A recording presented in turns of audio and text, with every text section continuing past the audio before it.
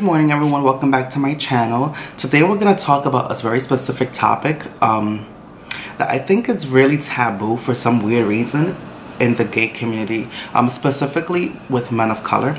So the idea for this video came about, I was speaking with a friend of mine, and bear with me because I'm having breakfast. A friend of mine, we're sharing stories about the barbershop and how crazy it is to find a barbershop where you as a gay man of color are comfortable going to. A lot of the times, especially for me and in my upbringing, living in New York City, I felt more comfortable or identified going to barbershops that were predominantly men of color. So with that being said, a lot of the times, most of the times when I would go to these barbershops, the environment was one that was very homophobic. And a lot of the times, the men in there would speak very ill, not only of gays, but they will also speak very ill sometimes of women. And just their perception on things was very skewed, at least for me. And so finding a barber in a barbershop that I felt comfortable in is very difficult. And I'm pretty sure that other gays in my community feel the same way.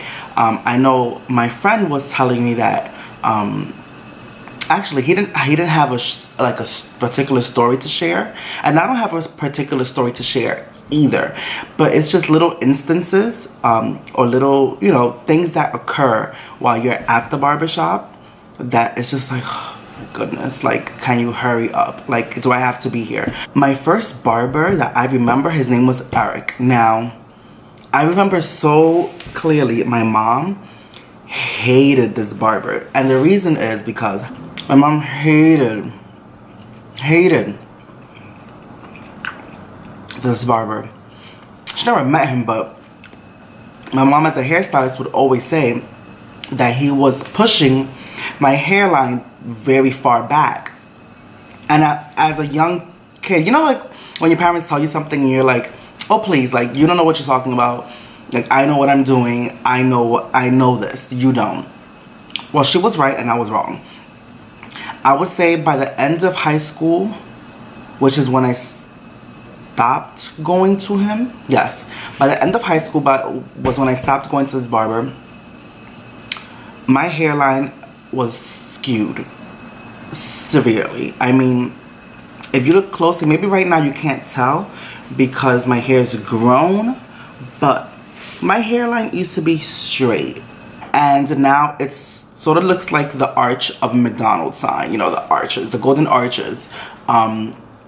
And coming back from that is almost incredibly, like, I haven't been able to come back from that full circle. The hair never grew back there. And my mom always said the reason why that was happening was because he was using a straight blade or straight razor to do my hairline. I don't know if that's true, but that's what she claimed.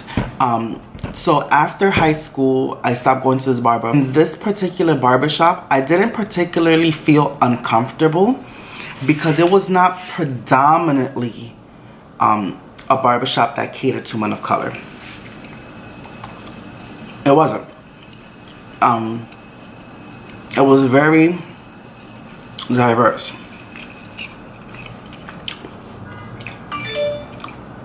Then I went off to college, and while I was in college, I had a friend who used to cut my hair. I came back, and now I have, oh my gosh, I have to tell you about this barber. So I came back and I met this barber. He was fantastic. I mean, his techniques, ever since him, I've never been able to find someone to match his techniques. Shout out to him. His name is Delta. I don't know where he is right now. Back in like 2012, he told me he was leaving that shop. I remember he was working out of a very nice salon on Park Avenue. Now Delta is nothing like your typical person who's working on Park Avenue. He was an ex-con. He was a felon. He was very hood, but he was very funny and very, very social. And he was the only barber in the salon. So I never felt uncomfortable. In fact, he made me feel very comfortable, which is when I kind of realized this is what I need when I go to the barbershop. I don't need, you know, all of the crazy homophobic language, which I never understand. If you don't identify as gay, why do you spend so much time speaking of this? Like, if I don't like, what don't I like? I don't like ketchup. I don't talk about that. If I don't like it, I don't understand why it's such a hot topic. I would never understand it. But Delta was cool. Delta was really cool. And he was really good looking. And he had like a really built body. And that was just the physique. And he was an older man. He had to have been like in his 40s.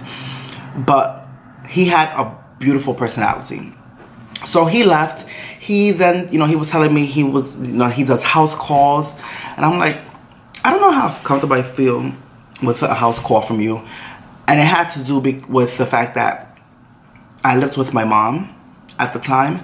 And I just didn't feel comfortable having him come to my mother's house. So I never did the house call. And then I think he moved somewhere down like south, whatever. So after Delta, I was sort of like scrambling to find the barber. I found the barber really close to my home when I lived in Castle Hill in the Bronx. And that was my barber for the like last, I would say since probably 2012, all the way up to this winter. We're in 2017, 5 years. 5 years with this barber. And the reason I was with this barber for 5 years is not because I felt really comfortable or because it was pure convenience. It was really close to home, and he wasn't always there, but it was just always it was close to home, and he was Latino, and I liked sort of his style. But what happened was that towards the end of our 5-year stretch, he started getting like really, really like irresponsible, in the sense that sometimes he'd say, okay, come to the shop, and he wasn't there. Or I would go to the shop and people would cut in front of me in terms of who was there first, and I didn't like that at all. And then I started to notice that he was rushing my haircuts all the time. I mean, I like to be in there a good 40 minutes in your chair, and it was coming down to like 15 to 20 minutes. And I'm like, dude, you know, you're working too fast, you're speaking on the phone, girls are coming over. It was really annoying. And at that time, I was growing out my hair like it is now. It was much longer before. I was growing it out, and I just felt like he was not necessarily meeting my needs. And there were other barbers who were now at this new shop that were very, very shady. And just the whole character, what they used to like speak about, I was just like, you guys are such freaking cornballs. In 2017, you guys are still talking about like these stupid topics.